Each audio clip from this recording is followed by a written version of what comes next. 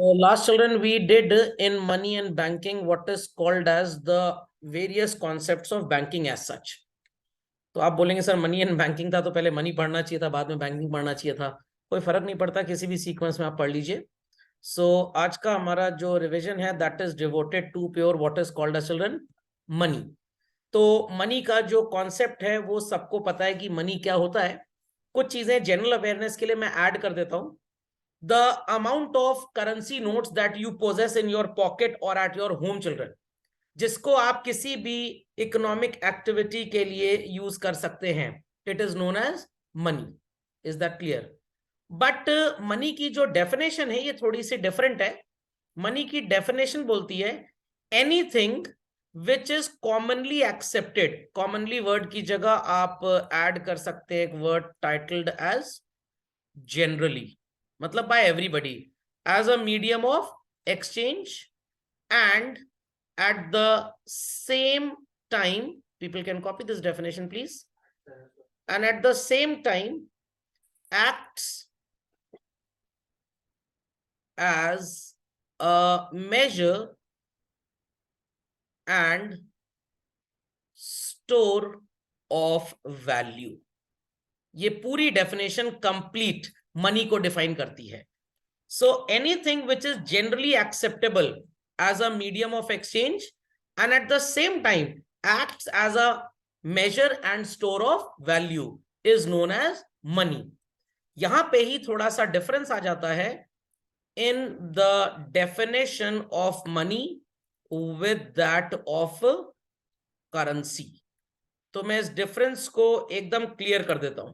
Take an example कि आपकी pocket में कुछ पैसा रखा है चिल्ड्रन, तो that can be used for exchanging any good और सर्विस दैट यू वांट। और आपको ये गोल्ड रिंग भी नजर आ रही होगी, नजर आ रही चिल्ड्रन? तो मैं इस रिंग को अगर आपको दे दूं, इट इज 18 कैरेट गोल्ड और अप्रोक्सीमेटली इसकी वैल्यू होगी 20 से 25,000 रुपए। अगर मैं आपको ये 25,000 की रिंग दे दूं और आपसे कहूं कि अपनी शॉप पे रखा हुआ फर्नीचर जो आप बेचते हो कस्टमर्स को, वो भी 25,000 का है कोइंसिडेंटली, आप मेरे को दे दो, तो शायद 90% लोग बोलेंगे यस, हम ये काम करने को तैयार हैं। और आप इस गोल्ड रिंग को मार्केट में सेल करके अपने पैसे कवर कर लेंगे, करेंसी ले लेंगे। So this gold ring is also as good as money. But बच्चों, क्या ऐसा एक्सचेंज कंट्री में रियलिटी में होता है? नहीं होता। No sir. क्यों नहीं होता भाई? कॉमन सेंस की बात है। ये गोल्ड रिंग एक कमोडिटी है, ठीक है? और अगर ये 25,000 की है तो आपने अपनी शॉप पे बिकने वाला 25,000 का सोफा सेट तो मेरे को दे दिया और 25,000 की मेरे से रिंग ले ली। अब आपको 5,000 रुपए इलेक्ट्रिक बिल पे करना है। क्या आप इस अंगूठी को काट के इलेक्ट्रिसिटी डिपार्टमेंट को देंगे और वो एक्सेप्ट कर लेंगे? बिल्कुल नहीं करेंगे। तो पॉइंट क्या फंस गया? It does not has general acceptability. But talk about Mohenjodaro के जमाने की, तो वहां पे तो गोल्ड कॉइन ही चला करते थे। ब्रिटिश रूल की बात करिए, 1 रुपए का चांदी का सिक्का होता था। वो जमाने में 1 रुपए की चांदी उतनी क्वांटिटी में आती थी और वो 1 रुपए में एक्सचेंज होता था। बट आज वो लगभग 10 ग्राम का एक कॉइन होता है जिसकी वैल्यू 600, 700, 800 रुपए है। तनिष्क वगैरह से खरीदेंगे तो थोड़े ज्यादा पैसे लेते हैं, उसको प्रोसेस करते हैं, पैकिंग है, उनके खर्चे वगैरह वगैरह। तो आज उस कॉइन पे 1 रुपए लिखा है जिसपे क्वीन विक्टोरिया, किंग जॉर्ज 4, 5, 6 की फोटो है। बट उसको हम एज प्रेशियस कमोडिटी घर में रख लेते हैं, दिवाली पे, धनतेरस पे खरीदा जाता है उनको, बट डेफिनेटली हम उन्हें सेल नहीं करते, हम उन्हें एक्सचेंज में यूज बिल्कुल भी नहीं करते हैं। सो वी कैन नॉट से कि ये चीजें मनी होंगी। क्यों नहीं होंगी? क्योंकि इनकी जनरल एक्सेप्टेबिलिटी नहीं है। तो आपके घर में रखे हुए 500 रुपए के ग्रीन कलर के नोट, 2,000 रुपए के पिंक कलर के नोट, एज वेल एज आपके घर में रखे हुए coins, they all are called as money. Same is the case अगर मैं इस रिंग की बात करूं, तो अगर ये रिंग पूरी कंट्री में हर जगह कोई भी इंसान मेरे से एक्सेप्ट कर ले बच्चों, तो हम इसे भी मनी बोलते हैं। तो मैं एक शॉप पे गया, 25,000 रुपए की रिंग थी, मेरे को वहां पे पसंद आ गया एक आरओ वाटर प्यूरिफायर और वो भी 25,000 का था। तो मैंने शॉपकीपर से कहा, भाई तू एक काम कर, तू मेरी रिंग ले ले और मेरे को 25,000 रुपए का आरओ वाटर प्यूरिफायर दे दे। He said okay no problem. उसने तो ले लिया, बट वो रिंग कल को वो शॉपकीपर आगे अपने सेल्समैन को सैलरी के फॉर्म में नहीं दे सकता। क्यों नहीं दे सकता सर? उसके सेल्समैन की सैलरी है 15,000 रुपए, बट ये जो गोल्ड रिंग है ये 25,000 की है, तो क्या काट के देगा? नो। सेल्समैन कहेगा भाई साहब हमको आप गोल्ड रिंग मत दीजिए, आप हमको पैसे दीजिए वो भारत सरकार वाले। सो इस रिंग की जनरल एक्सेप्टेबिलिटी का बहुत बड़ा इशू है, तो इसलिए आप गोल्ड को मनी नहीं बोल सकते, you can call it as children near money, पैसे के जैसा है बट ये पैसा नहीं है। तो always have a very clear cut distinction बच्चों between what is called as money and what is called as currency. So please write a quotation that I am putting on the screen and I want everybody to copy this. All currency is money, but all money is not currency. People got the point understood well? People got the point understood well, children? Yes, sir. So anything that is generally accepted as a medium of exchange and at the same time acts as a measure and store of value, आप क्या बोलते हैं बच्चों? उसको money बोलते हैं। Got it clear? But वो जो गवर्नमेंट का होता है जिसपे आरबीआई गवर्नर का ऑटोग्राफ सिग्नेचर होता है, I promise to pay the bearer a sum of and so on, that is money as well as currency. तो करेंसी की डेफिनेशन अलग होती है, मनी की डेफिनेशन अलग होती है। तो पूरी कंट्री में आपके दादाजी का 50 साल पहले घर में प्रिजर्व किया गया सिल्वर कॉइन अगर लोग लेने को तैयार हो जाएं, सब लोग बच्चों, सब लोग, तो आप उसे भी क्या बोलेंगे? Money, but you can never call that as currency. Logic समझ में आ गया? तो बैकवर्ड एरियाज में, ट्राइबल एरियाज में चिल्ड्रन आज भी जानवरों की खाल एक्सचेंज होती है। आप मेरे को शेर की स्किन दे दीजिए, मैं आपको 10 किलो चावल दे दूं अपने खेत वाला, तो उस जगह पे इट इज जनरली एक्सेप्टेबल। तो उस ट्राइबल एरिया में आप शेर की खाल को, स्किन को मनी बोल सकते हैं। बट आप अपने घर से 10 kilogram rice, I repeat 10 kilogram rice which is let us से 120 रुपी पर केजी, कितना हो गया चिल्ड्रन? 1200 रुपीज का हो गया। और मैकडोनल्ड्स का एक बर्गर 40 रुपीज का होता है, तो 1200 रुपए में कितने बर्गर्स आएंगे? 30। आप 10 केजी राइस अपने किचन से निकालिए और मैकडोनल्ड्स को दे दीजिए, क्या मैकडोनल्ड आपको 30 बर्गर देगा? एक भी नहीं देगा, एक भी नहीं देगा। बट अगर आप विलेज में रहते हैं और आपने अपने खेत से चावल उगा के 10 किलो चावल मेरे को दे दिया, तो मैं अपनी खेत की उगी हुई मटर या दाल आपको बिल्कुल दे दूंगा। So there this rice is having general acceptability. उस विलेज में it is acting as good as money, but is it a currency children? No, क्योंकि इस पे गवर्नमेंट सैंक्शन नहीं है, इस पे गवर्नमेंट अप्रूवल नहीं है। That's why we can not call it as money basically. तो मनी और करेंसी में डिफरेंस सबको समझ में आ गया? हाँ, बिटकॉइन को आप मनी बोल सकते हैं, बिल्कुल बोल सकते हैं, बट अगेन इंडिया में it is not a currency क्योंकि गवर्नमेंट उसको अप्रूवल नहीं देती है। ओके, यूएस डॉलर लेकर आपके मामा जी, मेरे मौसा जी न्यूयॉर्क से चले, दिल्ली आए, एक स्टोर पे गए, आईफोन के इमेजिन स्टोर पे, और उन्होंने पूछा भाई आज का एक्सचेंज रेट क्या है? इमेजिन स्टोर ने बोला 82 रुपी फॉर $1। उनको एक आईफोन पसंद आ गया, कॉस्टिंग 1,64,000 INR, इंडियन रुपी। उन्होंने $2,000 अपनी जेब से निकाल के शॉपकीपर को दिए, शॉपकीपर ने उनको एक आईफोन दे दिया, मामा जी मौसा जी घर आए, हमको आपको गिफ्ट कर दिया। Is that clear?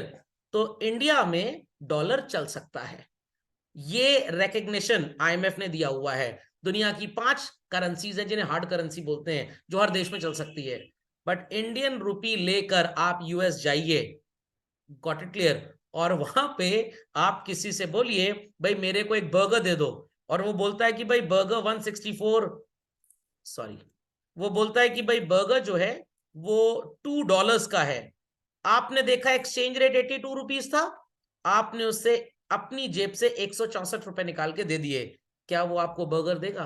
वो कहेगा sorry we do not accept this. Logic समझ में आ रहा है? तो सर अमेरिका से आया हुआ पर्सन इंडिया में अपना डॉलर चलाता है, हमारा रुपी वहां क्यों नहीं चलता है? Not allowed. हमारी करेंसी को इस तरह का अप्रूवल नहीं मिला। ये यूएस की दादागिरी आप बोल सकते हैं। नहीं नहीं, ऐसा कुछ नहीं, इंडियन रुपी को इंडिया से बाहर ले जाना इलीगल होता है, ऐसा कुछ नहीं होता। आप लेके जा सकते हैं, बट एक पर्टिकुलर अमाउंट है जिससे ऊपर आप लेके नहीं जा सकते। और ये अमाउंट किसी जमाने में फिक्स किया गया था, अराउंड शायद $10,000 के आसपास। मेरे को फॉरेन एक्सचेंज मैनेजमेंट एक्ट और फॉरेन एक्सचेंज रेगुलेशन एक्ट में चेक करना पड़ेगा कितना है। तो ऐसा कुछ नहीं है कि इंडियन रुपी को इंडिया से बाहर ले जाना इलीगल है। सेफ्टी पर्पसेस के लिए कोई करेंसी लेके कहीं नहीं जाता है। आप यहाँ पे रुपी बैंक में जमा कर दीजिए, बैंक आपको एक एटीएम कार्ड दे देगा और आप यूएस में जाकर किसी भी एटीएम मशीन में उसको लगाइए और इक्विवेलेंट डॉलर्स वहां से विड्रॉ कर लीजिए। समझ में क्या? एक जमाना था जब कैपिटल आउटफ्लो का रेस्ट्रिक्शन था इंडिया में 90s से पहले, at that time it was illegal. तो लोग मिठाई के डिब्बे में 500 रुपए का नोट रख के ले जाते थे। लाइक वाइज उस जमाने में ऐसा बहुत कुछ होता था, बट नाउ अडेज ऐसा कुछ नहीं होता। आप लेके जा सकते हैं जो भी पैसा, वैल्यूएबल्स आप लेके जाएंगे। जो आपका पासपोर्ट होता है ना, वीजा जब आपको मिलता है, ठप्पा लगता है, तो एक लिस्ट बनती है पूरी, और पता लगा आप यूएस से आ रहे हैं, नवंबर की थैंक्स गिविंग डे की ब्लैक फ्राइडे सेल से 15 आईफोन लेके चले आए। अब कस्टम ऑफिसर आपसे पूछेगा, भाई what the hell you are going to do with this 15 iPhone? I am going to gift it to my relatives. तो कस्टम ऑफिसर बोलेगा, okay, I also assume myself as your relative, और वो आपसे 2-4 iPhone जब्त कर लेगा वहां पे। तो एक दो आप ले आइए, कोई कुछ नहीं बोलेगा, बट जब इतना बल्क में आप लेके जाएंगे, ज्वेलरी आप जितनी पहन लीजिए, no issues at all, but वो ज्वेलरी अगर स्टोर किया आपने बैग एंड बैगेज के अंदर, इसका मतलब आपका इंटेंशन बेचने का है। तो वहां पे फिर कस्टम ऑफिसर आपसे सो कॉल्ड इंक्वायरी करेगा, और अगर आपने इंपोर्ट ड्यूटी पे कर दी उसके ऊपर, तो जो चाहे वो इंपोर्ट कर लो, नो प्रॉब्लम एट ऑल। खैर, तो हम इंटरनेशनल ट्रेड नहीं पढ़ रहे हैं, स्मगलिंग नहीं सीख रहे हैं, हम बस मनी और करेंसी में डिफरेंस चाह रहे हैं। दो it is not the part of your syllabus even, but आपको पता होना चाहिए कि मनी और करेंसी में बहुत बड़ा डिफरेंस होता है। तो all currency is money children, but all money is not currency. एक एग्जाम्पल और लेते हैं, यूएस का डॉलर अगर हिंदुस्तान में चलता है तो वो मनी है बट करेंसी नहीं है। इंडिया का रुपी इंडिया में मनी भी है एज वेल एज करेंसी भी है। गांव में 1 किलो चावल के बदले में आपको 5 किलो आटा भी मिल सकता है। गांव में सब लोग ऐसा करते हैं, बार्टर सिस्टम बहुत कॉमन है। तो वहां पे चावल, आटा, this is all as good as money basically. Okay, but again आप उसे करेंसी का नाम नहीं दे सकते। तो किसी भी मनी को करेंसी बोलने के लिए गवर्नमेंट का अप्रूवल होना बहुत जरूरी है। So people understood what is money children. फिर से डेफिनेशन बोल देता हूं, anything that is generally accepted as a medium of exchange, services और गुड्स के लेन देन में हम इसे इस्तेमाल कर रहे हो, and at the same time acts as a measure and store of value. ये डिजिटल पेन सब लोगों को नजर आ रहा होगा। अगर मैं बोलूं कि ये पेन ले लीजिए और मेरे को 1000 रुपीज का खाना अपने रेस्टोरेंट में खिला दीजिए, आप सबका 5 स्टार 7 स्टार रेस्टोरेंट है चिल्ड्रन, क्या कोई मेरे को खाना खिलाएगा? अदिति, अविनाश, देवांश, दिव्यांशी, नव्या, नया, रजा, रिचा, सिद्धि, वस्तिका, वेदिका, कोई भी इस डिजिटल पेन के बदले में मेरे को 1000 रुपीज का खाना खिलाएगा? No sir. No sir. बिल्कुल नहीं। क्यों नहीं सर? हमें नहीं इसको आपसे एक्सेप्ट करना है। तो भाई जनरल एक्सेप्टेबिलिटी ही गायब हो गई, मेजर ऑफ वैल्यू तो बाद की स्टोरी है। खोपड़े में बात दी सबके? Yes sir. चलिए, so moving ahead further children, moving ahead further. So earlier जब हमारी इकोनॉमी में पैसे का लेन देन चलन नहीं था children, we used to exchange goods for services, goods for goods, services for services. आप मेरे को वीट दे दीजिए, मैं आपको राइस दे देता हूं। This system was called as barter system. But इस सिस्टम की बहुत ढेर सारी प्रॉब्लम्स थी। क्या प्रॉब्लम थी? पहली प्रॉब्लम की हम बात कर लेते हैं यहां पे, तो आपको ये इजिली समझ में आ जाएगा कि क्यों इस सिस्टम को निग्लेक्ट कर दिया गया। Take an example that there was a person mister X, mister Y and mister Z. Mister X possessed rice, Y possessed wheat, and Z के पास था, let us take an example, potato। समझ में आ गई बात? अब मिस्टर एक्स वाई से wheat लेना चाहते हैं, वाई से वीट लेना चाहते हैं, बट वाई को बदले में राइस नहीं चाहिए, इसे क्या चाहिए? पोटेटोज चाहिए। क्या चाहिए? पोटेटोज। क्या एक्सचेंज पॉसिबल है बच्चों दोनों के बीच में? Is exchange possible among the two children? No, sir. Yes, sir. Not at all. ये एक्सचेंज बिल्कुल भी पॉसिबल नहीं है। क्यों नहीं possible? Because Y possesses wheat.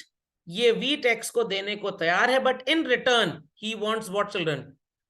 Potatoes. Whereas mister X के पास क्या है? राइस। तो सर अब एक्सचेंज कैसे पॉसिबल होगा? अब एक्सचेंज ऐसे पॉसिबल होगा कि mister x will visit Z. ये अपना राइस किसको दे देंगे? जेड को दे देंगे, और जेड से क्या ले लेंगे? पोटेटो। और ये पोटेटो अब किसके पास चला जाएगा? वाई के पास, और वाई के पास से व्हीट किसके पास आ जाएगी? एक्स के पास। अननेसेसरी बच्चों, अननेसेसरी हमने इन्वॉल्व किया बीच में मिस्टर जेड को। This is called as piling up of numerous transaction. Unnecessary transactions pile up हुए, इस वजह से इस सिस्टम को खत्म कर दिया गया। This was not the only reason, reason और भी है। Mister A is a person, इसके पास है children onion, and B is a person who possesses horse. B को अनियन तो चाहिए, बट बदले में ए को हॉर्स नहीं चाहिए। तो क्या दोनों की वांट एक दूसरे से सेटिस्फाई हो रही है? नो। तो ये सबसे बड़ी प्रॉब्लम एक ये भी थी, lack of double coincidence of wants. जो मेरे पास है वो आपको नहीं चाहिए, बट जो आपके पास है वो मैं लेने को रेडी हूं, तो एक्सचेंज पॉसिबल नहीं है। तीसरी प्रॉब्लम देखिएगा, इनके पास है 100 kg अनियन, और इसके पास है एक घोड़ा। मिस्टर बी कह रहा है कि मेरा हॉर्स एक्सचेंज करने के लिए मेरे को कम से कम क्या चाहिए? 200 kg अनियन चाहिए। तो ए क्या बोलेगा? कोई प्रॉब्लम की बात नहीं है, तुम एक काम करो, तुम मेरे को आधा हॉर्स दे दो। तो बच्चों आधा हॉर्स किसी काम का होगा? डिविजिबिलिटी की problem. This is the problem of divisibility. This was another problem जिसकी वजह से बार्टर सिस्टम फ्लॉप शो हो गया। खोपड़े में बात गई। Next, there is a person mister M, जिसके पास कैट्स हैं, बट अभी ये जो कैट्स हैं ये 6 months की हैं, पतली छोटी। एंड पर्सन मिस्टर एन, जिसके पास लेटस से कैबेज का फार्म है। कैबेज समझते हैं ना? क्या बोलते हैं कैबेज को हिंदी में? पत्ता गोभी। पत्ता गोभी भी बोलते हैं, बंद गोभी भी बोलते हैं। क्लोज्ड कॉलीफ्लावर मत बोलिएगा प्लीज, इतनी इंग्लिश एक्सेप्टेबल नहीं है मेरी क्लास में। कैबेज फार्म है, ओके। कैबेज फार्म का agricultural produce after 3 months ready हो जाएगा मिस्टर एम के लिए। आज मिस्टर एम एन को अपनी कैट्स दे दें, बट क्या ये डेफिनेट है कि जो भी कैबेज फार्म का आउटपुट होगा उसकी क्वालिटी अच्छी हो? जो क्वालिटी एम और एम ने अग्री की है वो एम को मिल पाए? Is it possible? No. No, sir. तो अगली प्रॉब्लम यहां पे आ गई, what is called as children? Future payments, जिसे हम चैप्टर की भाषा में बोलते हैं स्टैंडर्ड ऑफ डिफर्ड पेमेंट। कि आज जिस चीज पे हमने अग्री किया कि कम से कम 200 पीसेस कैबेज मिलेगा, और एक कैबेज का मिनिमम वेट जो होगा that would be ½ kg। Again इसका कोई लॉजिक नहीं है डिटरमिन करने का कि आधे किलो की एक पत्ता गोभी 200 पीस 3 महीने बाद लिटरली मिले, और उस पत्ता गोभी को कीड़े ना खाया हो, एकदम सही हो, खराब ना हो, इसकी कोई भी गारंटी नहीं है।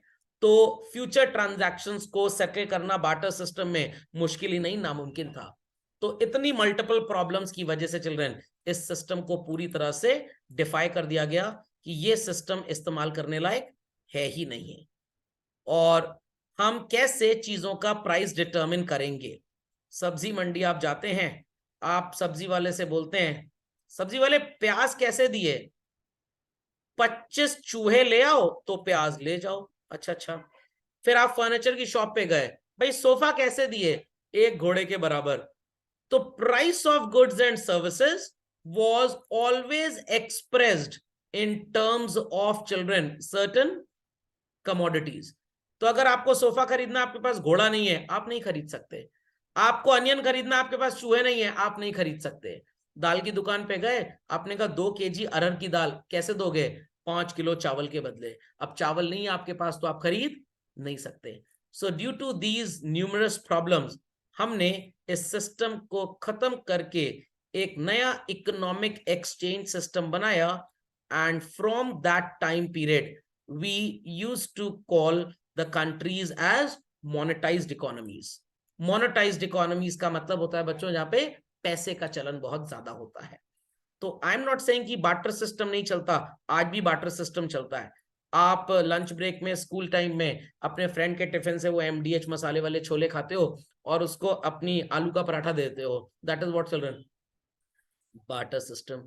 एग्जाम में बगल वाले को थोड़ा सा बता दिया और उसने आपको आइसक्रीम खिला दी, that is what, barter system. Got it clear? Next door neighbour के घर में मम्मी ने कुछ गाजर का हलवा बनाया था, आपने वो पहुंचा दिया, वो 2 दिन के बाद उसमें बर्फ जमा के आपको दे गए, that is also called as what, barter system.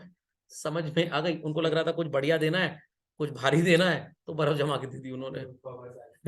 तो दैट इज बार्टर सिस्टम। तो बार्टर सिस्टम आज भी एग्जिस्ट करता है, गांव वगैरह में बहुत चलता है सिस्टम चिल्ड्रन, बहुत ही ज्यादा चलता है। हाँ, सिटीज वगैरह में नहीं चलता। सो people understood this barter system, और इसके प्रॉब्लम्स क्या थे चिल्ड्रन जिसकी वजह से मनी आ गया? पक्का? Yes sir. Any query? तो भाई मनी का मतलब समझ में आ गया, करेंसी और मनी में कंफ्यूज तो नहीं होंगे? चलो, so what are the functions of money?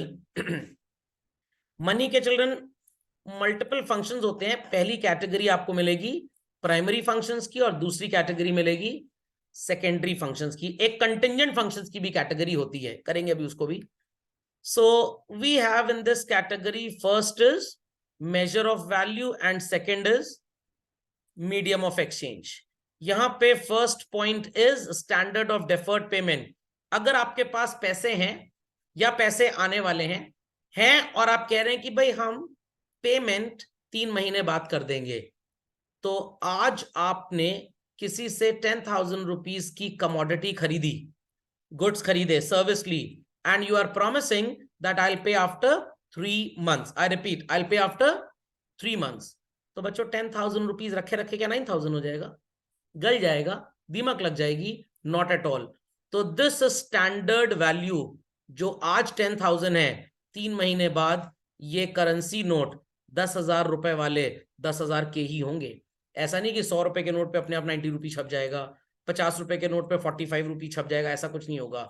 10,000 rupee will remain 10,000। हाँ, वो बात अलग है, इन्फ्लेशन की वजह से आज आप 10,000 में ज्यादा सामान खरीद पाओगे, 3 महीने बाद महंगाई बढ़ गई, 10,000 में कम ले पाओगे, बट 10,000 रुपए की जो डिनोमिनेशन है that would remain 10,000।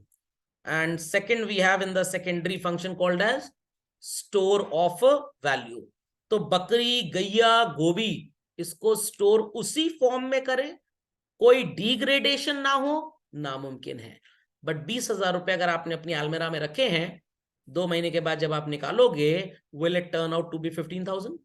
No, it would remain same 20,000 rupee. So समझ में आ गई बात चलन? चलिए, तो बार्टर सिस्टम के साथ साथ आपको यहाँ पे फंक्शंस ऑफ मनी भी मिलेंगे। तो सबसे पहला प्रॉब्लम जो बार्टर सिस्टम में मैंने आपको बताया था कि भाई जो चीज मेरे पास है आप उसको एक्सचेंज नहीं करना चाहते, तो जाइए किसी और से पहले वो चीज लेके आइए जो आपस में एक्सचेंज हो जाए, फिर हम एक्सचेंज करेंगे। तो n number of transactions unnecessary get piled up, और जो चीज मेरे पास है you should be willing to take that, और जो आपके पास है I should be willing to take that, तब तो डबल कोइंसिडेंस ऑफ वांट्स होगा। But what I possess you are not willing to exchange, और what you possess I am not willing to take that, so we call it as lack of double coincidence of wants. So example says, if a person wants to exchange his cow in exchange with rice, he must find a person who is willing to give rice and take what? Cow. तो मेरे पास गैया है but आपके पास चावल नहीं है, या आपके पास चावल है बट मेरे पास गैया नहीं है, क्या हमारा एक्सचेंज हो सकता है? नहीं हो सकता। समझ में आ गई बात? वेयर एज चिल्ड्रन मनी की अगर हम बात करें यहीं पे, तो यहां पे lack of double coincidence of wants का कोई चक्कर ही नहीं है। I have a cow, you have money, pay me ₹40,000 the price that I want for my cow and take it. आपके पास राइस है, you said pay me 10,000 rupee for the price of rice and take it. तो गैया के बदले चावल या चावल के बदले गैया, nothing is to be exchange likewise. You take my cow, give me the money, I give the money and take the rice that you possess. तो पीपल आर अंडरस्टैंडिंग कैसे मैं दोनों को कोरिलेट कर रहा हूं। तो लैक ऑफ डबल कोइंसिडेंस उस दिन खत्म हो गया जिस दिन मनी में मेजर ऑफ वैल्यू आ गया। तो बार्टर सिस्टम में क्या हो रहा है, the value of cow is determined in terms of rice और the value of rice is determined in terms of cow। तो मेरे पास काउ है, आपके पास राइस नहीं, एक्सचेंज नहीं हो सकता। आपके पास राइस है, मेरे पास काउ नहीं है, एक्सचेंज नहीं हो सकता।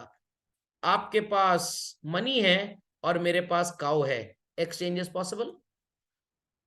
आपके पास राइस है या मेरे पास राइस है और दूसरे के पास मनी है, exchange is possible. Lack of divisibility, मैंने आपको बताया ना, राइस है आपके पास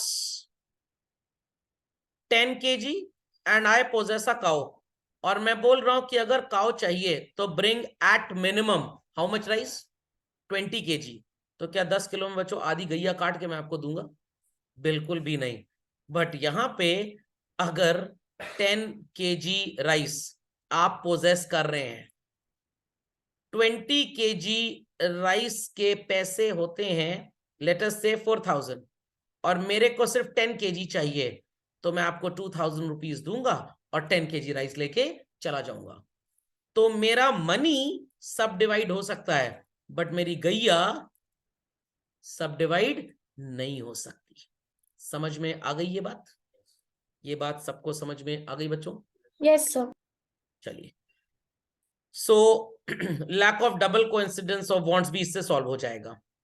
complexity in future, today you say कि हम आपको कैट देने को तैयार हैं, बट आई से कि जो कैबेज होगा ये आज रेडी नहीं है, it would be ready for delivery after 3 months।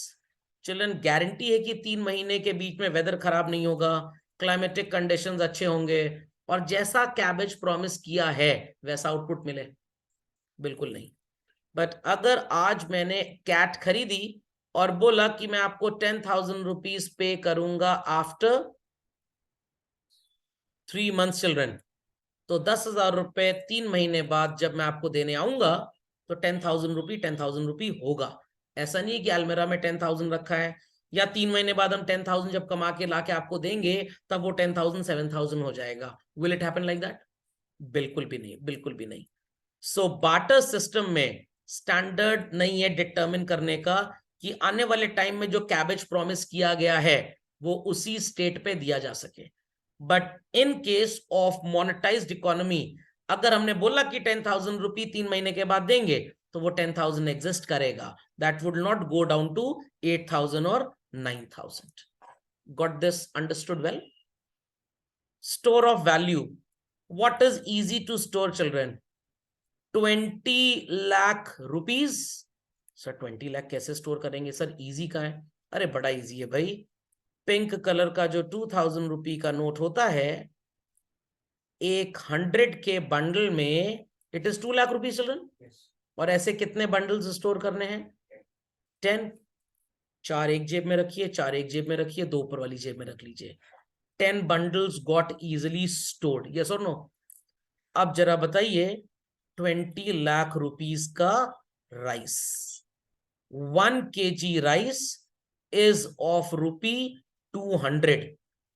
तो बच्चों 20 लाख रुपए में कितना राइस आएगा? 1 10 100,000 10,000, इट इज रफली 10,000 kg।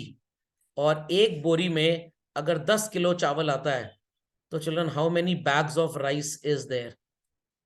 1,000 बोरी राइस स्टोर करना इजी है या 20 लाख रुपीज स्टोर करना इजी है? 20 lakh rupees. What it clear? आपने एक ब्लेजर भी अगर पहना है, दोनों साइड जेब है, 5-5 गड्डी रख ली, किसी को पता भी नहीं लगेगा। What it clear? सिर्फ मेरे को बताइएगा और किसी को मत बताइएगा। But 1,000 bag of rice store करना is very very very difficult. So these are the various reasons जिसकी वजह से बार्टर सिस्टम की जो प्रॉब्लम्स थी वो मॉनेटरी सिस्टम ने कवर अप कर दी। Got it? तो ये नोट्स सबके पास है और जानबूझ के ऐसा डिराइव किया गया, ऐसा लिखा गया है कि अगर आपको कभी भी बार्टर सिस्टम और मनी के डिफरेंसेस पूछे जाएं तो आप कॉमन पॉइंट्स पे उनको डिफरेंशिएट कर पाए. Okay, any queries on this children? पक्का? चलिए, so moving down to the content called supply of money. बड़ा ही कॉन्ट्राडिक्टरी पोर्शन है चिल्ड्रन. अगर मैं आपसे पूछूं who supplies money in the economy, तो आपका एक सिंपल सा आंसर होगा बैंक. बट बैंक तो मैंने आपको बताया था ना, दो तरह के होते हैं. Primary banking is governed by RBI and secondary banking is governed by commercial banks. तो अगर बोर्ड एग्जाम में क्वेश्चन आए who primarily supplies money to the economy, आपका आंसर होगा सेंट्रल बैंक. इंडिया जैसी कंट्री में रिजर्व बैंक ऑफ इंडिया, और US में it is Federal Reserve System. और अगर पूछा जाए who supplies money to the people in the economy, answer is commercial bank. Sir अगर सिर्फ क्वेश्चन आया हु सप्लाइज मनी और एमसीक्यू आ गया ए बी सी डी, तो भाई कॉन्ट्राडिक्टरी एमसीक्यू है ये. मेरे ओपिनियन में आंसर होना चाहिए आरबीआई. लॉजिक समझ में आया कि नहीं? आप कहां रहते हैं? एवरी स्टूडेंट वुड से अपने घर में. बट अगर लॉ का स्टूडेंट है, क्या बोलेगा? That property which is registered and having all the rights of the same in the name of my parents or whosoever by name we can call them as guardian. तो जो वकील होता है ना, बड़ा घुमा फिरा के एकदम मुंह तोड़ जवाब वाला आंसर देता है.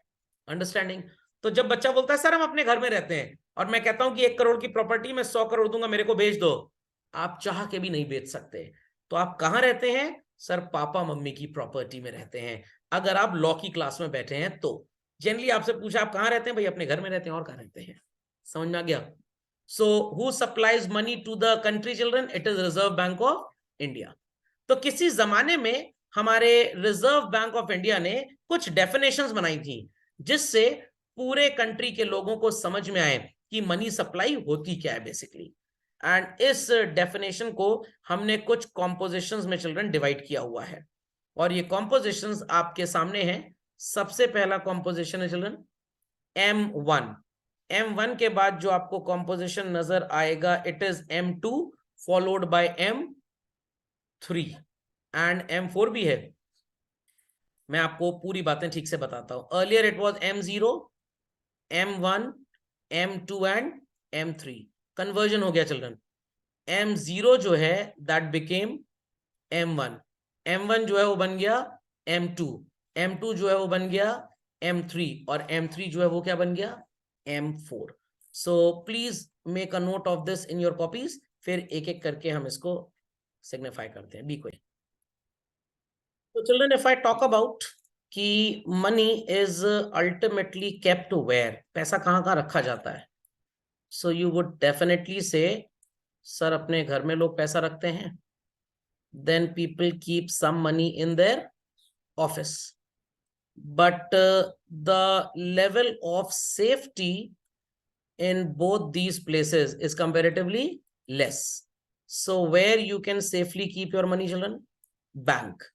But villages में banks वगैरह इतने efficient और active traditionally नहीं थे, तो people used to put their money where children? Post offices. चलिए, तो इतनी बातें सबको समझ में आती होंगी. बैंक के केस में children if you happen to keep your money, तो आप पैसा दो फॉर्म्स में रख सकते हैं. You can put your money in a saving account और you can have a fixed deposit, FD जिसको बोलते हैं. बट बैंकिंग की लैंग्वेज में चिल्ड्रन फिक्स्ड डिपॉजिट जैसा कुछ भी नहीं होता है. We rather call it as term deposit. Same is the case with post office as well. Post office maybe people have saving account where they can keep money whensoever they want. They can withdraw money whensoever they want. And they have fixed deposit as well. और fixed deposit को हम क्या बोलते हैं? Term deposit. अब term deposits में children, we have multiple schemes, और इन schemes को मैं कुछ ऐसे क्लासिफाई करता हूं. One is called as pure term deposit. ये पैसा पोस्ट ऑफिस आपसे लेता है, 6.57% का रेट ऑफ इंटरेस्ट भी आपको देता है. और ये पैसा पोस्ट ऑफिस गवर्नमेंट को भी दे सकता है इन्वेस्टमेंट करने के लिए, ये पैसा अडानी जी अंबानी जी को भी दे सकता है. Is that clear? But then we have what is called as national saving certificates. ये 5 ईयर का इन्वेस्टमेंट होता है, पैसा सीधे सेंट्रल गवर्नमेंट के पास जाता है और बीच में ये डाइवर्ट नहीं हो सकता, और 5 साल बाद ही पैसे मिलेंगे आपको, और जितने पैसे आप इन्वेस्ट करते हो सो कॉल्ड उस पे आपको गवर्नमेंट को कोई टैक्स नहीं देना होता. सिमिलरली वी हैव किसान विकास पत्र. सर ये क्या होता है? सेंट्रल गवर्नमेंट के पास पैसे जाते हैं, सेंट्रल गवर्नमेंट इस पैसे से उन स्कीम्स को फाइनेंस करता है जिनसे फार्मर्स का अपलिफ्टमेंट हो पाए. गरीब किसानों को लैंड के लिए लोन देना, tractor, pumping set, irrigation plant, solar plant, इन सब के लिए. खैर हम कोई देश की इकोनॉमी की बात नहीं करने वाले. सो ये जो फिक्स्ड डिपॉजिट्स हैं चिल्ड्रन, ये पैसे आपको तुरंत कभी भी नहीं मिलते हैं, ये आपका पूरा का पूरा लॉन्ग टर्म इन्वेस्टमेंट है. I repeat, this is long term investment. But if I talk about money kept in saving account either in bank और इन पोस्ट ऑफिस चिल्ड्रन, ये पैसे आप जब चाहें तब निकाल सकते हैं. एंड बैंक में बच्चों एक तरह का अकाउंट और खुलता है, but it is only available for business community, और इसे क्या बोलते हैं? Current account children. और करंट अकाउंट में भी बच्चों रखा गया पैसा ये नहीं कि आप जब चाहे तब निकाल लीजिए, आप रात में भी चाहेंगे ना तब भी पैसा मिल जाएगा. सर बैंक की ब्रांच तो बंद रहती है, ऑनलाइन ट्रांसफर कर सकते हैं आपको जिसको पे करना है. So money kept in current account, saving account in a bank, और money kept in saving account in a post office can be taken out whensoever you want. But money kept in term deposits, money kept in national saving certificates, money kept in किसान विकास पत्र, बच्चों जब time पूरा होगा तभी पैसा मिलेगा. और अगर आप टाइम से पहले पैसे लेने जाते हो, बैंक थोड़ा सा इंटरेस्ट काट लेता है. एनएससी में तो पैसा मिलेगा ही नहीं आपको पहले, कुछ भी हो जाए. Even if the person dies, उसके नॉमिनी को भी 5 साल की जो एनएससी का टाइम पीरियड है पूरा होने के बाद ही पैसा मिलता है, बीच में नहीं मिलता. Same is with KVP. Term deposit का पैसा चाहे आप पोस्ट ऑफिस से टाइम से पहले लो या बैंक से, इंटरेस्ट किसी जमाने में काटा जाता था, अब ऐसा नहीं होता. बट देन टू ये जो मैंने शेड अप किए हैं चिल्ड्रन, इसका लिक्विडिटी प्रोफाइल बहुत कम होता है, तुरंत आपको पैसे नहीं मिलते हैं. अगर आपको तुरंत पैसे चाहिए तो you should keep your money where. If you are a businessman, put it in current account.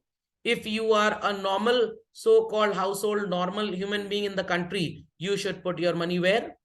In a saving account. ये बात समझ में आ गई? And children, घर में रखा हुआ पैसा डेफिनेटली ट्रू. कहां पे रखोगे? डाइनिंग टेबल के ऊपर. Children, where will you be keeping the money that is in your custody? Simple as that. भाई घर में अलमीरा होगी, लॉकर होगा, वहां पे आप सेफली अपने पैसे रखते हैं. तो अगर सबको कंपेयर करें चिल्ड्रन, तो सबसे जल्दी आपके पास पैसे कहां से आ सकते हैं?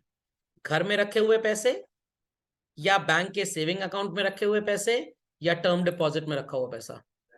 घर में रखे हुए पैसे. This is titled as most liquid. This could be called as highly liquid. Bank तक जाना पड़ेगा या कंप्यूटर खोलना पड़ेगा, मोबाइल फोन खोलना पड़ेगा मनी ट्रांसफर करने के लिए, बट घर में रखा हुआ पैसे तो एकदम सामने है. And children, the money which is kept in the form of what is called as term deposit, fixed deposit, children, it is least liquid. What? Least liquid. और इसी लिक्विडिटी की वजह से हमने इसका कैटेगराइजेशन बच्चों चेंज कर दिया. जो मोस्ट लिक्विड है M1 की कैटेगरी में चला गया, जो लीस्ट लिक्विड है M2, M3, M4 accordingly place हुआ. तो आरबीआई ने डेफिनेशन बनाई, जो पैसे पब्लिक के पास हैं, जो पैसे करंट अकाउंट और सेविंग अकाउंट में रखे हैं, इसकी लिक्विडिटी एफडीआर की लिक्विडिटी से कंपैरेटिवली ज्यादा होती है. Got it clear? घर में रखा हुआ, ऑफिस में रखा हुआ पैसा कभी भी निकाल लो, सेविंग अकाउंट में भी रखा है वो भी झटपट मिल जाएगा. इसके लिए थोड़ा सा एफर्ट करना पड़ेगा, उतनी जल्दी नहीं मिलता. सो जिसकी लिक्विडिटी जितनी ज्यादा वो M1 में आ जाएगा, लिक्विडिटी कम तो accordingly M2, M3 and M4 में चला जाएगा। सो पीपल अंडरस्टूड कि आरबीआई ने डेफिनेशन बनाई कैसे होगी, पक्का?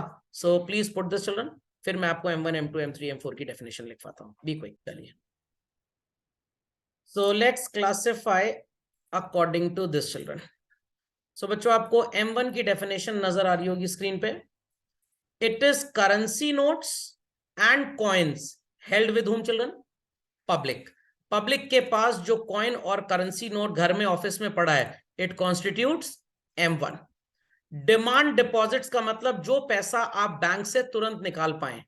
सो this is kept in children saving account as well as current account. So businessman को तो करंट अकाउंट ही मेंटेन करना होता है, उनको सेविंग अकाउंट से बिजनेस करने की परमिशन नहीं होती। Plus children other deposits with RBI, कहने का मतलब स्टेट बैंक ऑफ इंडिया के पास कुछ सरप्लस मनी पड़ा था, उन्हें लगा कहीं चोरी ना हो जाए, they deposited it where? RBI. IDBI bank, HDFC, Canara bank, इनके पास भी बच्चों कुछ सरप्लस मनी पड़ा था, इन्होंने भी किसको दे दिया? आरबीआई को। जब चाहेंगे आरबीआई इन्हें इनका पैसा वापस दे देगा, और जब तक आरबीआई के पास पैसे होंगे इन बैंक्स को इंटरेस्ट मिलेगा, जिसे आप रिवर्स रेपो बोलते थे। सुनाई पड़ी बात? Similarly deposits of public financial institutions, deposit of foreign central banks. चलो ना, आपने नेपाल जैसी कंट्री का नाम सुना है? नेपाल जैसी कंट्री को खतरा महसूस हो रहा है कभी कभी कि टेररिस्ट अटैक वगैरह ना हो जाए, या चाइना कॉन्कर ना कर ले उनको, तो नेपाल वाले भी अपना सरप्लस पैसा आरबीआई के पास रखवाते हैं। अब आपको लगता होगा नहीं सर ऐसा नहीं होता, अरे हमारा इलेक्शन कमीशन है, ये इंडिया में तो इलेक्शन करवाता ही करवाता है, दूसरी अगल बगल छोटी कंट्रीज में भी इनको बुलाया जाता है, ये इलेक्शन करवाइए हमारे यहाँ। क्यों सर, ऐसा क्यों होता है? उनको अपनी कंट्री का सिस्टम उतना फुल प्रूफ नहीं लगता। Got it? Like CBSE board, ISC board doesn't operate only in India, children. It operates in other countries also. Singapore में भी आपको CBSE के स्कूल्स मिल जाएंगे, ISC के स्कूल्स आपको दूसरी कंट्रीज में मिल जाएंगे, क्योंकि वहां पे कुछ इंस्टीट्यूशंस को लगता है कि हमारा सिस्टम उतना अच्छा नहीं है, लेट्स अडेप्ट CBSE और ISC। समझ में आ गई बात? What is M1 children? तो बस एक चीज याद रखनी है, मोस्ट लिक्विड मनी जो आपको मिल सकता है, उसी डेफिनेशन को M1 बोल दिया गया है। किसी जमाने में इसको M0 बोला जाता था। बात समझ में आ गई? बात समझ में आ गई? चलिए, so C represents the currency which we have, DD represents demand deposits, जो पैसा सेविंग अकाउंट और क्या कहते हैं करंट अकाउंट में रखा है, OD मतलब अदर डिपॉजिट्स। तो M1 की डेफिनेशन वेल अंडरस्टूड। चलिए, व्हाट इज M2? जितना आपने M1 में लिखा है children, currency with the public businessman also, saving account और करंट अकाउंट में रखा हुआ पैसा, अदर डिपॉजिट्स, जो मैंने आपको बताया कि कमर्शियल बैंक के पास पैसे ज्यादा होते हैं तो वो आरबीआई को देता है, दूसरे कंट्रीज के भी पैसे मान लीजिए हमारे पास रखे हैं, प्लस इसमें आप ऐड और क्या करेंगे चिल्ड्रन? सेविंग अकाउंट में रखा हुआ पैसा गांव वगैरह में या इवन सिटीज में पोस्ट ऑफिस में चिल्ड्रन। तो यहां पे हमने M1 में जो सेविंग अकाउंट की बात की, इट वाज ओनली जो अर्बन एरिया में था। पूरे M1 में जब आप सेविंग अकाउंट पोस्ट ऑफिस वाला ऐड कर देते हैं तो आपका M1 क्या बन जाता है? M2। अब मैंने बोला था ना कि भाई M1 जो है वो लीस्ट लिक्विड नहीं है, मोस्ट लिक्विड है। I repeat, M1 is most liquid. जैसे जैसे नीचे जाएंगे लिक्विडिटी कम होगी। पोस्ट ऑफिस का मैं जिक्र करता हूं, आपके बैंक में HDFC में 5 लाख रुपए पड़ा है, 2 बजे लंच करने के बाद HDFC जाइए और कहिए मैनेजर से मेरे को 4.5 लाख रुपए दे दो, मैनेजर फटाक से पैसे दे देगा। पोस्ट ऑफिस में अगर 50,000 आपके पास पड़े ना, और आप 2:30 बजे लंच करने के बाद गए पोस्ट ऑफिस में, सो कॉल्ड जो सीनियर पोस्ट मास्टर होता है कि भाई मेरे को 25,000 रुपए चाहिए, सर प्लीज कल आ जाइएगा, अभी हमारे पास पैसे नहीं है, क्योंकि उनके यहाँ इतनी फ्रीक्वेंट डिपॉजिट या विड्रॉल वगैरह नहीं होता, तो वो बहुत पैसे रखते ही नहीं अपने यहाँ, वो कहेंगे हम आपको हेड पोस्ट ऑफिस से मंगवा के कल दे देंगे। तो that's why the temperament of liquidity is less basically. Okay, so people understood what is M2 children? What is M3 sir? अब बच्चे यहाँ पे गड़बड़ी क्या करते हैं, M1 पढ़ लेते हैं सब लोग, फिर कहते हैं M2 में M1 तो जुड़ा ही होगा, M3 M2 तो जुड़ा ही होगा। जरूरी नहीं है, जरूरी नहीं है जिसका नाम सौरभ हो वो टीचर ही हो, ये जरूरी नहीं है। ओके, सो M3 का स्टार्ट भी चिल्ड्रन M1 से होता है, that is cash with the public, चाहे घर पे हो चाहे ऑफिस में हो, सेविंग अकाउंट और करंट अकाउंट में रखा हुआ पैसा, अदर डिपॉजिट्स, प्लस इसके साथ आपको ऐड क्या करना है चिल्ड्रन, टाइम डिपॉजिट, जिसको मैं फिक्स डिपॉजिट बोलता हूं, time deposit with banks, commercial banks. हमने पोस्ट ऑफिस में रखे हुए एफडी के पैसे को अभी कंसिडर नहीं किया, पोस्ट ऑफिस के एफडी के पैसे को अभी कंसिडर नहीं किया। जब उसको कंसिडर कर लेंगे बच्चों तो बन जाएगा M3 के बाद M4। So I want everybody कि आप इस डेटा को कॉपी कर लीजिए। तो ये मिथ नहीं होना चाहिए कि M2 इंक्लूड्स M1 तो M3 इंक्लूड्स M2, ऐसा नहीं है। सुनाई पड़ गई बात? तो एक्टिवा में 2 टायर होते हैं सर, सस्ती होती है ना। होंडा सिटी में 5 टायर होते हैं, मर्सिडीज क्या 25 टायर आपको देगा? वो 4 ही देते हैं, वो 5 भी नहीं देते, स्टेपनी भी नहीं देते वो लोग तो, बिकॉज दे बिलीव कि जो 1 करोड़ की गाड़ी 70 लाख की 80 लाख की गाड़ी खरीदेगा, he is not going to mend puncture and all. समझ में आ गई बात? चलिए be quick this children, update quickly quickly, फिर M4 पे चलते हैं। तो चलते हैं M4 की कैटेगरी में। तो एज आई टोल्ड कि M2 के अंदर M1 है बट M3 के अंदर M2 नहीं है। तो वैसे ही बच्चों M4 के अंदर M3 है, और M3 कैसे बना था सबको पता है, तो ऐसे ही हम M4 बनाएंगे। M3 में M1 था, M1 constituted what children, public के पास जो कैश पड़ा हुआ है वील टेक दैट, चाहे वो ऑफिस में रखा हो लोगों ने या घर में रखा हो, प्लस सेविंग अकाउंट और करंट अकाउंट में जो पैसे रखे हैं, प्लस अदर डिपॉजिट्स जो बैंक ने दिए हुए हैं आरबीआई अंकल को, okay, plus time deposits with what is called as commercial banks. इसको जोड़ देंगे बच्चों तो हमारा आंसर कहां तक पहुंचेगा? M3 तक।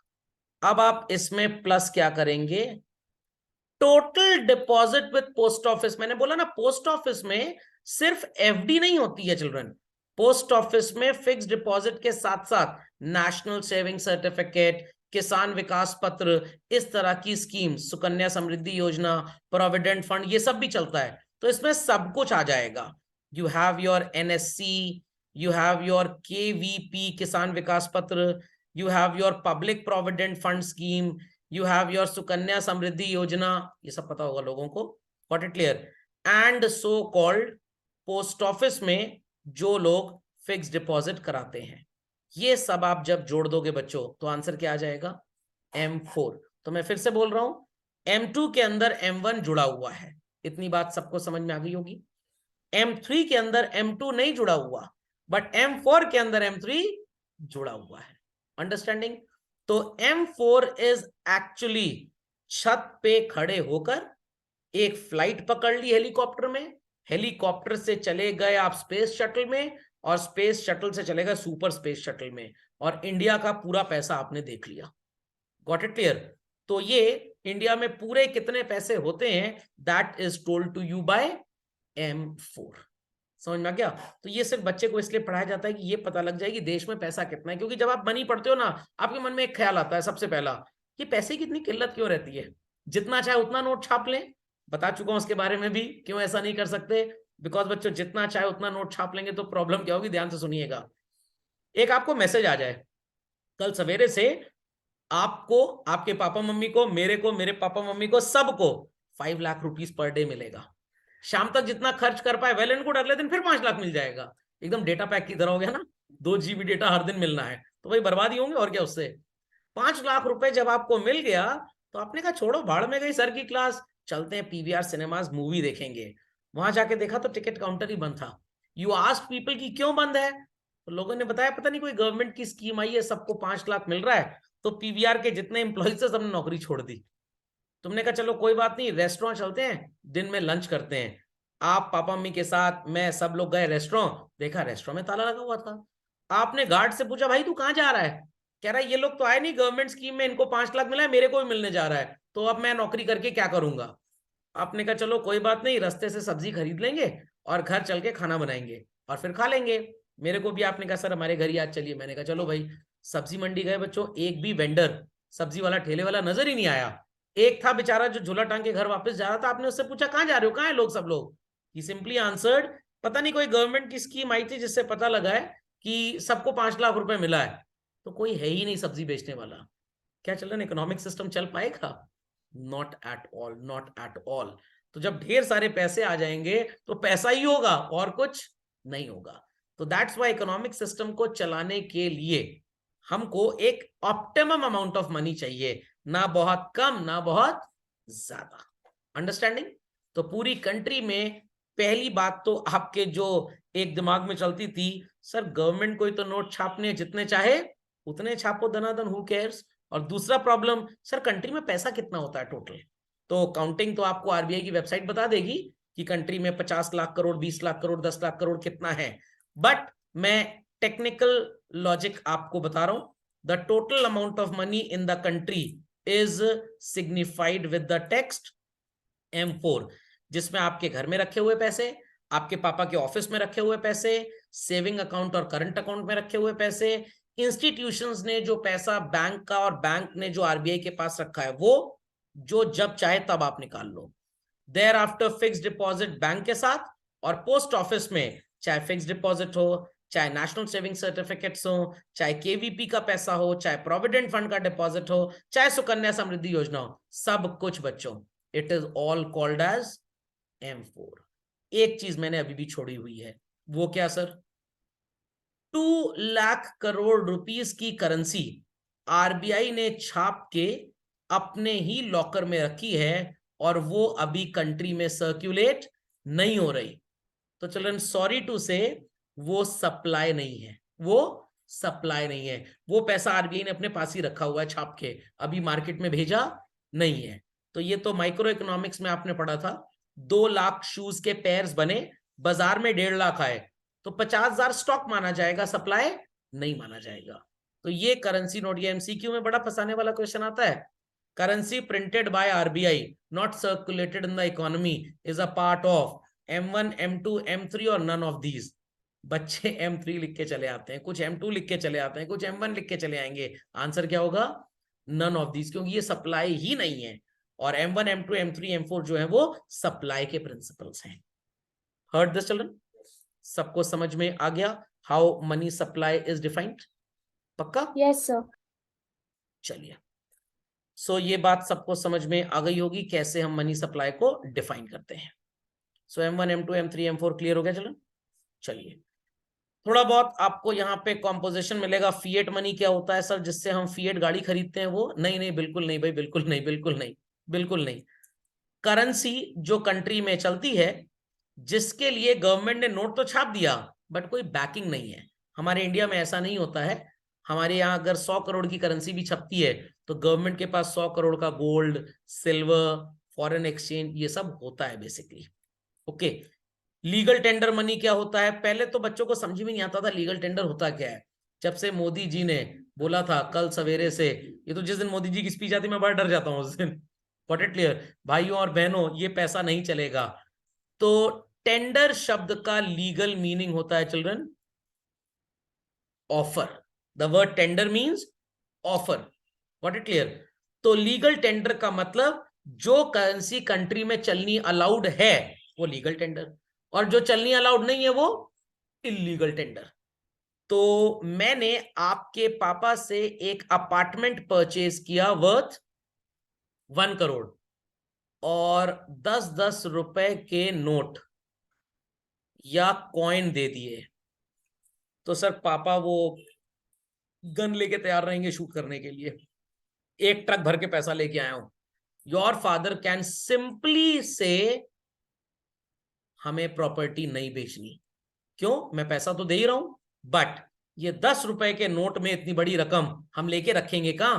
रिजेक्शन अलाउड है, रिजेक्शन अलाउड है। समझ में आ गई बात?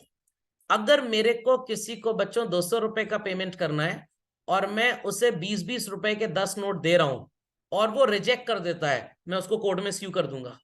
What it clear? तो गवर्नमेंट ने लीगल टेंडर की दो डेफिनेशंस दी हैं। One is called as limited legal tender and other is called as unlimited legal tender. जब तक बच्चों डिमोनेटाइजेशन नहीं था ना, आप 500 और 1000 की नोट को किसी भी ट्रांजैक्शन के लिए यूज कर सकते थे। लाइक आपको मान लीजिए भैया की शादी में ज्वेलरी खरीदनी है 5 लाख रुपए की, तो आप 5 लाख रुपए 1000 की नोट पहले चला करती थी, अब नहीं चलती, और 500 की नोट घर से ले जाइए, ज्वेलरी शॉप वाले को दे दीजिए, वो उसको ले लेगा। This is known as unlimited legal tender. But अगर आप ज्वेलरी शॉप वाले को कहें 5 लाख की ज्वेलरी तो लेंगे अंकल, बट 1-1 रुपए के सिक्के हैं, वो कहेगा रहने दो, मेरे को ज्वेलरी बेचनी नहीं है। That is limited legal tender. But जब से ये डीमोनेटाइजेशन आ गया चल रहे हैं, आप मैक्सिमम कैश में पेमेंट एक दिन में एक पर्सन को एक पर्पस के लिए 2 लाख से ऊपर का नहीं कर सकते। तो सर ज्वेलरी कैसे लेंगे भैया की? अरे आप एनईएफटी से पैसा दीजिए, आरटीजीएस करिए, गूगल पे करिए, ऑनलाइन ट्रांसफर करिए, कैश अलाउड नहीं है। सिर्फ बैंक ही 2 लाख से ऊपर की रकम एक्सेप्ट कर सकते हैं। एल्स साफ साफ इनकम टैक्स एक्ट में रूल लिखा हुआ है, in a day with a person for a purpose 2 lakh rupees से ऊपर का पेमेंट करना अलाउड कैश में है ही नहीं। अगर आपने ऐसा किया तो पूरी की पूरी इस इंसान की इनकम मान ली जाएगी। तो ज्वेलरी शॉप वाले ने अगर 5 लाख की ज्वेलरी बेची तो सरकार ये नहीं कहेगी कि 4 लाख की ज्वेलरी थी, 5 लाख में बेची, 1 लाख का प्रॉफिट हुआ, उस पर टैक्स दो। नो, पूरा 5 लाख आपकी कमाई मानेंगे हम आपकी प्ली नहीं सुनेंगे। शॉपकीपर कैश ही लेता है, चेक से पैसा नहीं लेता है। मोदी जी कहेंगे जरा मेरे को शॉपकीपर का नाम भेज देना। Understanding? But then to children, मेरा भारत महान, 100 में 99 बेईमान लोग, बड़े कलाकार यहाँ पे होते हैं। 1-1 लाख रुपए 10 दिन से जाके बैंक से निकालेंगे, 10 लाख इकट्ठा हो जाएगा, जाके ज्वेलरी खरीद लेंगे 10 लाख की। जिस शॉपकीपर से आपने ज्वेलरी ली वो भी 1-1 लाख रुपए 10 दिन में बैंक में अपने जमा कराएगा, और गवर्नमेंट को लगेगी 3% के जीएसटी की चपत, क्योंकि आपने गलत तरीके से ज्वेलरी परचेज की है। क्योंकि एक साथ अगर पैसा निकलता तो आपके घर में प्रेम पत्र चला आता, हाई वैल्यू ट्रांजैक्शन, एक इनकम टैक्स डिपार्टमेंट से मैसेज आ जाता है, फिर आप उसका क्लैरिफिकेशन देते रहिए। खैर, तो लिमिटेड लीगल टेंडर और अनलिमिटेड लीगल टेंडर का मतलब समझ में आ गया। तो अगर आपको किसी को 100 रुपए तक का पेमेंट करना है तो आप 5 रुपए का सिक्का, 10 रुपए की नोट यूज कर सकते हैं। बट बड़े पेमेंट जब आपको करने हैं तो पर्सन सामने वाला रिजेक्ट कर सकता है डेफिनेटली। तो लिमिटेड लीगल टेंडर के बारे में अगर कभी भी पूछा जाए तो you will simply write the answer, that denomination of currency which is acceptable only up to a particular amount and not thereafter. Example, X wants to pay rupees 100 to Mr. Y. He can offer currency notes of the denomination of rupee 5, 10 or 20. समझ में आ गया? But if X wants to make a payment of rupee 1 lakh to Y and he offers denominations worth 10 rupee and 10 rupee, Y has the right to reject because it is limited legal tender. What? अब तो चलता ही नहीं 50 पैसा भैया, खत्म हो गया, चलता ही नहीं। किताबें तो अपडेट ही नहीं होती हमारे देश में ना। तो जैसे बोलते हैं ना भाई, इंडिया के एजुकेशन सिस्टम में 2 प्रॉब्लम है, एक एजुकेशन और दूसरा सिस्टम। अभी आपने देखा होगा खान सर के वीडियो में, मेरे को बड़ा अच्छा लगा वहां से ये। ओके, तो किताब में बोल रहे हैं 50 पैसे, पता नहीं 50 पैसे कब चलते थे, खत्म हो गया जमाना। 5 रुपए का भी नोट नहीं आता भाई अब तो, 10 रुपए के भी नए नोट आने बंद हो गए हैं। What it clear? 20, 50, 100। तो किसी को मान लीजिए आपने 2000 रुपए देने हैं और आप उसे 5-5 रुपए का सिक्का दीजिए, बिल्कुल रिजेक्ट कर देगा। Limited legal tender. ओके, तो इसके लिए आपको हमारा करेंसी एक्ट थोड़ा कानून पढ़ना पड़ेगा, तो वो बता देगा आपके लेवल पे। बस आप इतना समझ लीजिए, 400-500 रुपए तक। मान लीजिए किसी को आपको 1000 रुपए का पेमेंट करना है, 200 रुपए की 5 नोट दे दो, कोई प्रॉब्लम नहीं है। बट आपको किसी को 2 लाख का पेमेंट करना है और आप उसको 100 रुपए की नोट पकड़ा रहे हैं, व्हाट इज दिस न्यूसेंस भाई? कहां बेचारा लेके जाएगा? कार खरीदे पहले जाके एक नई, कि उसकी डिग्गी में पैसा डालेगा इतना। तो जब करेंसी एक पर्टिकुलर डिनोमिनेशन तब तक ही एक्सेप्टेबल है लिमिटेड लीगल टेंडर। ओके, 2000 का नोट किसी भी अमाउंट तक आप उसे दे सकते हो, it is unlimited legal tender. Okay, तो लीगल टेंडर शब्द का मतलब समझ में आ गया? वो करेंसी जो गवर्नमेंट की परमिशन के अकॉर्डिंगली सर्कुलेशन में अलाउड होती है, it is legal tender. Okay, When it is acceptable only up to a particular limit, limited legal tender. When it is acceptable up to any limit, unlimited legal tender. तो आपने मेरे को 50,000 रुपए देने हैं, मैं कहूंगा ऐसा है, सुनो 2,000 की और 500 की जितनी नोट है ले दो, कोई प्रॉब्लम नहीं है, मैं ले लूंगा आपसे। सर 100 वाली नोट है, सिर्फ 5,000 रुपए लूंगा बस, इससे ऊपर मैं 100 वाली नोट नहीं लूंगा। तो 100 वाली नोट यहां पे लिमिटेड लीगल टेंडर हो गई। 2,500 वाली कितनी भी नोट ले आओ, I am willing to accept, that is unlimited legal tender. Understood this? पक्का? हाई पावर्ड मनी, सर इसको हमने रात भर चार्जिंग में लगा दिया था। अरे ये नहीं होता हाई पावर्ड मनी भाई। जो भी पैसा आरबीआई कंट्री में सर्कुलेट करता है, जो बैंक्स के पास पड़ा होता है, जो पब्लिक के पास होता है, जो कंट्री में चलता है, that is known as high powered. All money जिसकी आरबीआई के पास कंट्रोलिंग अथॉरिटी होती है, that is known as high powered money. समझ में आ गई बात? चलो समझ में आ गई बात, what is high powered money? पक्का? Yes, sir. तो further we don't have anything in this topic. अगर आपकी कोई और क्वेरी हो तो you can ask me just now, और after the class you can text और कॉल मी एज यूजुअल। और कल वाली क्लास में हम स्टार्ट करेंगे foreign exchange and balance of payment. ठीक है, चलिए।